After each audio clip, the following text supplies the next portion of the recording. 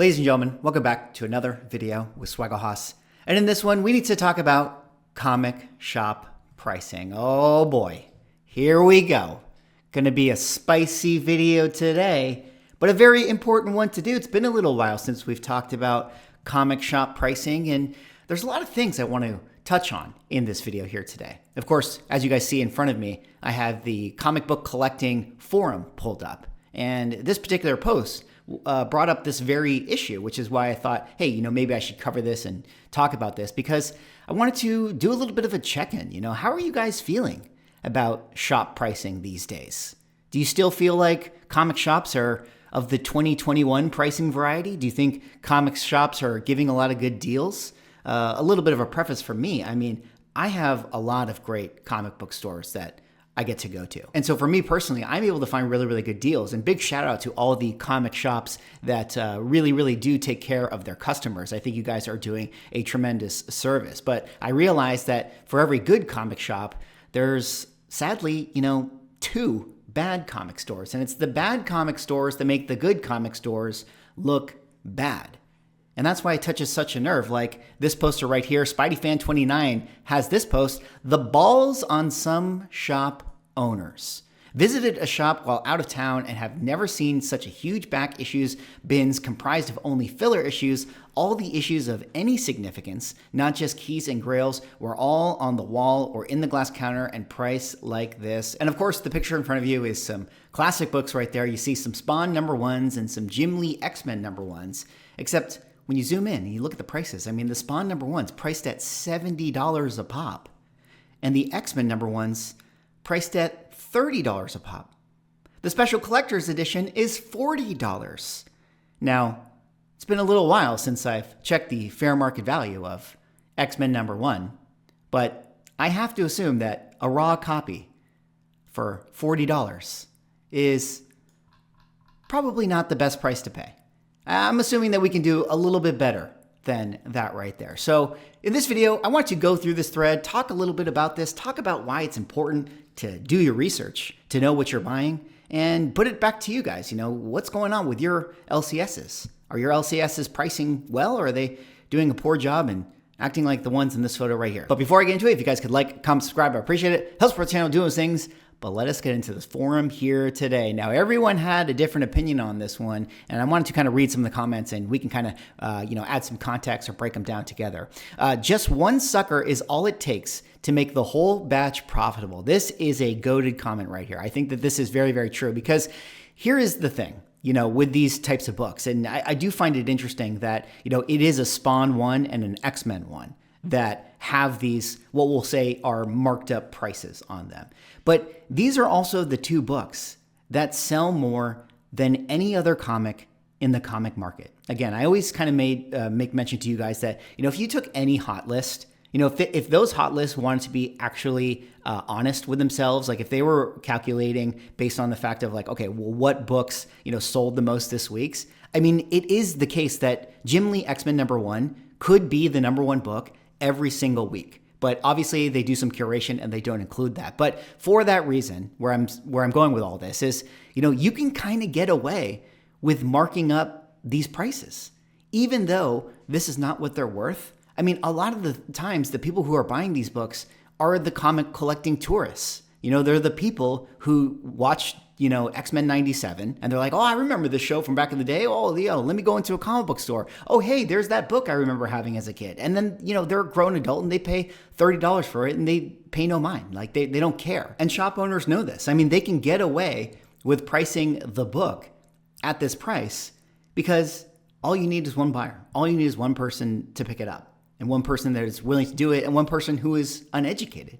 Now, the thing about this is that anyone who is watching this video right now, chances are you guys are fairly educated. Like you guys know that paying $30 for a Jim Lee X-Men #1 is probably a stupid proposition. But in case you didn't know that, let me be the first person to tell you that it's probably not the best use of your money. You can probably find a better deal online, which again, is something we're going to have to talk about and unpack. But, let me hop over to comicspriceguide.com. Shout out to them. They can show us that, paying $30 for a raw copy of X-Men #1 is not the best use of your money. I mean, let's go down here, take a look at all the various X-Men titles, and let's pull up some of the Jim Lee ones. I'm going to assume the ones in the picture are direct editions. I suppose the newsstands could command a little bit more of a premium. This is the Storm cover. What do we see? 9/8s, 9/6s. Like, yeah, $9, $8, $6. I mean, I've seen this book justifiably be priced around the $10 price point. Now, again, if you do get a 9/8 grade, you know, you can see that 9/8 sales go for almost the $100 price point,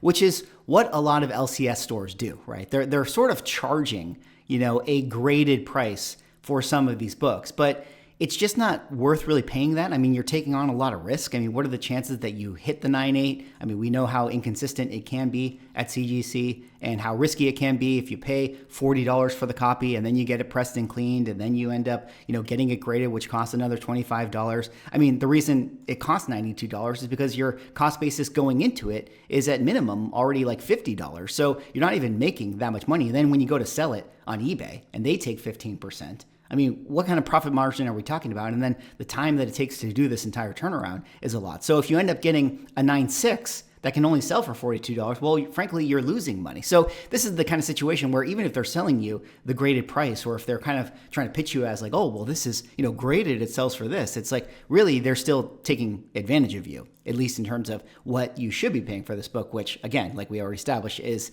no more than $10. I mean, I think this is true of the other covers right here, the Rogue cover. Maybe this one gets a little bit more. I mean, Comics Price Guide says that maybe it gets $1 or $2 more. I don't really know. I mean, some of these ones definitely have more desirability than others. I do think that the Cyclops one is a little bit more popular, and I definitely know that the Magneto one is one that is, in fact, a little bit more popular. Here it does say that the 9/8s actually do sell for $20, but even at that, you know, $29.99 plus tax is still an overpayment for that particular book. But again, all it takes is one, and that's why a lot of these stores do it. Solution: don't give that shop your money ever.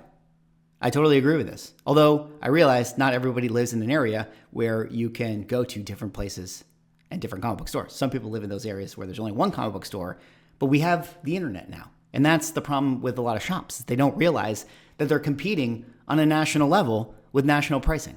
X-Force #1, $69.69. Giggity. Don't sleep on X-Men #1. It just came out a few years ago. Give it some time to age, cries the Gen X. You know what's funny about that is I don't remember what the cover price was for that book at that time, but let's say that it was $2 or whatever. I mean, if you can sell it for $20, you did 10x your money. So that's pretty good. You know, if you're being, you know, that's pretty good. 10x. Yesterday, I saw a Morin shop owner charging $90 for Spawn #1, not graded either, with tons of creases in the spine. Yeah, if you're getting charged $90 for Spawn #1 that has spine ticks on it, I recommend that you don't buy it. But again, being educated about this stuff is super, super important. It's not the store or dealer's job to inform you of what the right price should be on a book. I mean, you would hope that they're not taking advantage of you, but you know, who's to say that they know what the right prices should be? In fact, this could be a whole other video conversation, but I've seen, you know, comic book shops and dealers, you know, do their own pricing and see how they go about it. And the way that they go about it, to me, is like, I can't believe that's how you price your books. That seems like a ridiculous way to do it. Those are rookie numbers. All right, let's see what this person's picture is here. Oh my God. Oh my God. X-Men 281 for, what is that? $110. 110. Oh, wait a minute. Sports cards and comics. Okay, that explains it. It's a hybrid sports card shop. Nothing to see here, folks. Nothing to see here. Okay, we get it. I mean, that's the other thing too. It depends on where you go. Sometimes you go to those antique stores.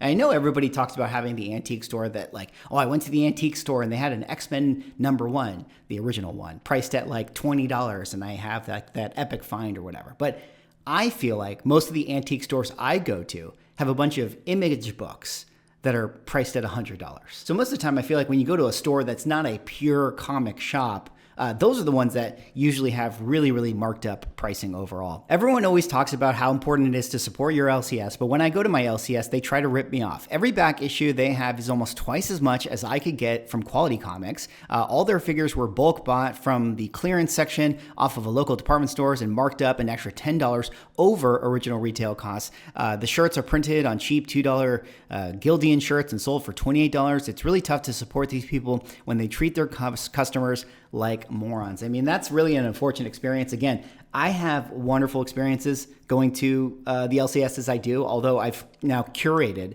which LCSs I go to. I mean, I don't even go to the shops that I no longer like going to because they didn't like their business practices. This is bad. When people cry about shops going out of business, so many of them do it to themselves. You can't price things like it's 1991 and you're the only option around. So many shops have failed to adapt to the current times. Not that I want anyone to lose their businesses. I'm just saying it's not a shock to me when this is a common practice. I totally agree with this comment right here. I think that it is very true. I mean, we live in that age where we talk a lot about, comics shops going out of business, or, how many comic stores, have closed last year. And we assume, that a lot of it has to do with, the fact that people aren't collecting comics anymore, or maybe the big two are not publishing good titles anymore. But there has to be a percentage that is also on the retail spaces themselves, right? Like, we've all walked into comic stores that are completely disorganized, that have books everywhere, or the prices are ridiculous, and it's a shame. I mean, a lot of these stores have to realize that, they're not the only game in town. They have to compete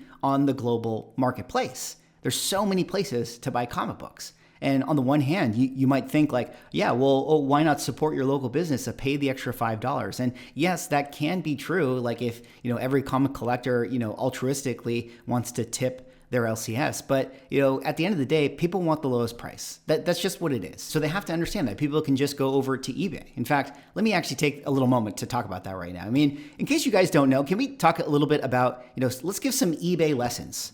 Can we do some eBay lessons 101 right here? I mean, if you're a comic book buyer, do yourself a favor. Before you end up buying that $90 raw Spawn, just go over here, go to eBay, type Spawn number 1, 1992, okay? You can be a little more specific. You can go over here to the sidebar, click 1992, make sure that, all the settings are what they are. Click Image Comics. Let's narrow this down. Let's make it easy on ourselves so we don't have to filter through a bunch of stuff. I mean, let's select first character appearance. We'll do that. Okay, and then go here and say, click Buy It Now, so that you have all the Buy It Nows. And then arrange here, not by best match, but price plus shipping, lowest first. And you're going to scroll through page after page until you find Spawn number 1 at the lowest price that you can find it. Now, Spawn number 1 is a little bit tricky because, there's so many other titles that, kind of clog up the system. If you're looking for something, like say a early Silver Age Spider-Man, it's going to be easier for you to find it right away, but you're going to do it like this. And here you go. When you get to $20 plus $8 for shipping, you're going to see your first Spawn title right there. And you're going to go over here and you're going to see that it's buy now, and you're going to zoom in on the pictures and you're going to decide, is this a copy that you actually want to buy? And you're going to say, okay, overall it looks pretty good. I mean, I don't really see, any spine ticks. It's probably good enough. Is this the one that you want? I don't know. Let's check the back. Okay, there's a little crunch right there, but you get to decide, and there you go, $20. So that's your lowest price option right there. In fact, you can actually make an offer. I'm sure this person would pick 15. So, after shipping and everything like that, maybe it's $25. So there you go. That's what you're going to do, on eBay. So now you know that the price into a Spawn book is $25 to $30, and that you should not be paying $69.99 at your store. These are the shops I quietly walk straight out of. As soon as I see prices like that, they are fishing for a totally different clientele. Those X-Men's are $7 at my LCS.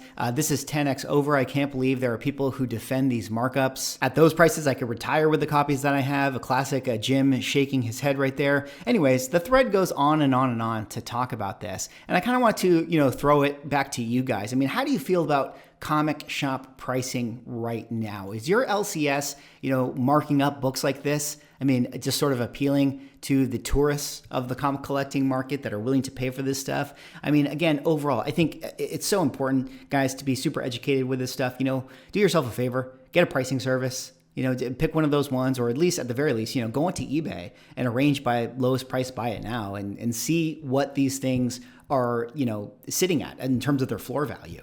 Because, if you're paying $70 for Spawn number 1 right here, I mean, unless it's a newsstand copy or you can guarantee yourself a 9.9 out of it, I mean, maybe you could pay that price. But, even if you get a 9.8 with a $70 buy-in plus tax and everything, you're not going to make any money there. So it makes no sense as to why you would buy that book. I mean, why not just buy the graded 9.8 at that price point, already? It makes no sense to buy this particular copy. Anyways, that's all I got for this one. That was me just kind of talking about this comic collecting thread. Shout out to the people over our Reddit. Go give this subreddit a subscribe. Go follow them. A lot of good discussions going on over there. What do you guys think? I'm curious to hear what your experience is with comic shops at this moment. Are they still on 2021 pricing, or do you have a good one in your area? Anyways, thanks so much for watching. Like, comment, subscribe. See you on the next video.